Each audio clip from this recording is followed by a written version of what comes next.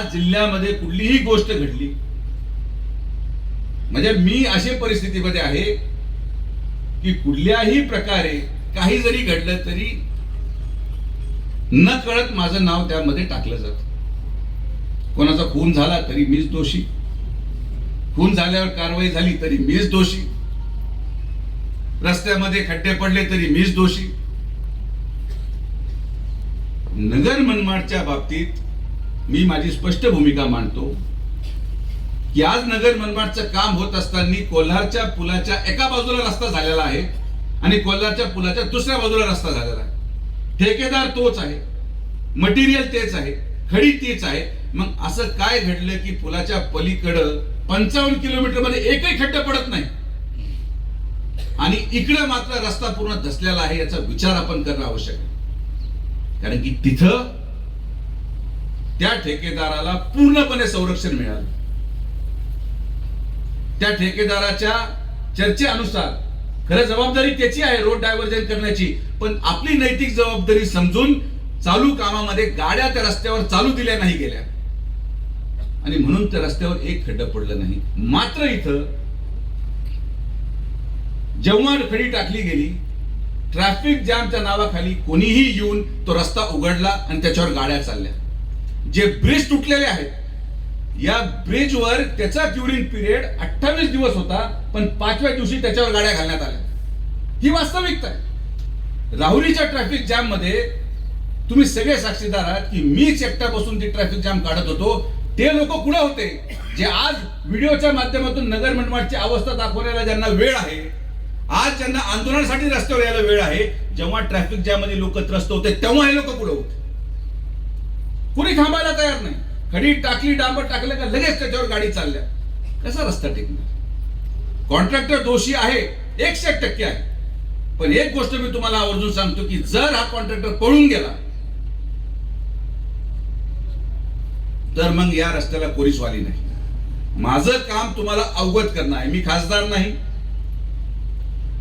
ज्याला लोकांनी निवडून दिलं त्यांचा पत्ता नाही, कोणीच्या रस्त्याला वाली नाही.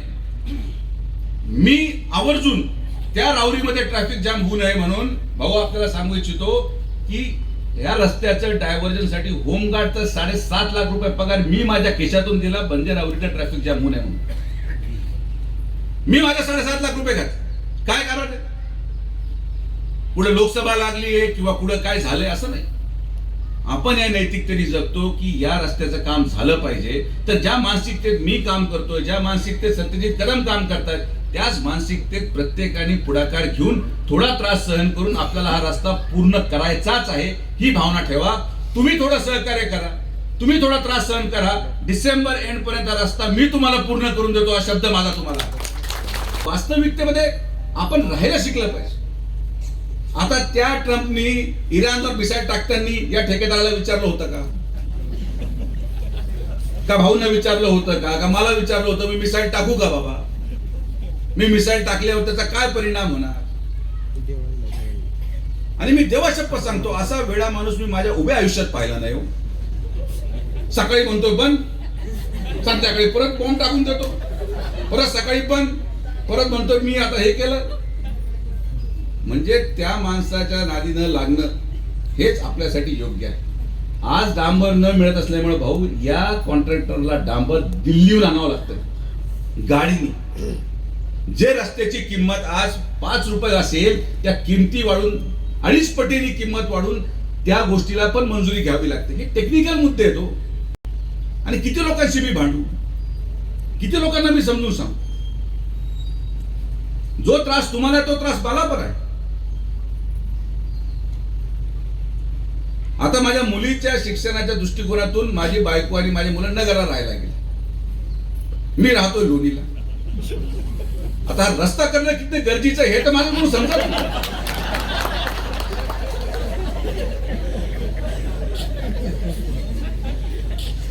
मला पण बरं वाटतं रस्ता खराब आहे पण करावंच लागणार, त्याला पर्याय नाही. मला जावं यावं लागतं. जो त्रास तुम्हाला आहे तो त्रास मला आहे. कदाचित तुम्ही इथून निघाला तर राहुरीला थांबालो, मला रोज नगरहून येऊन जाऊन करायचं.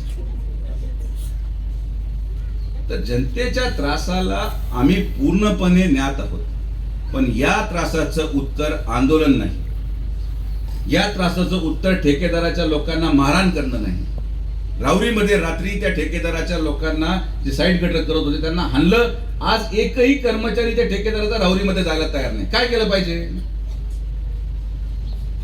कोण जाणार तिकडे? मी जाऊन आता कॉन्क्रीट आणि सेंटरिंगचं काम करू? असं नाही होऊ शकत. आणि तुम्हाला माझं बोलणं वाईट वाटत असेल, मी याच्यावर पण ट्रोल होणार आहे. करा, किती ट्रोल करायचा मला काही फरक पडत नाही. तुम्ही ट्रोल करा, काही करा, पण दोन गोष्टीची वास्तविकता समजून घ्या. हा रस्ता या ठेकेदाराकडून झाला नाही तर परत होणार नाही. आणि दुसरा, हा रस्ता कोणी पूर्ण करू शकतो तो फक्त सुजय विखे पाटीलच पूर्ण करू शकतो, ही पण वास्तविकता.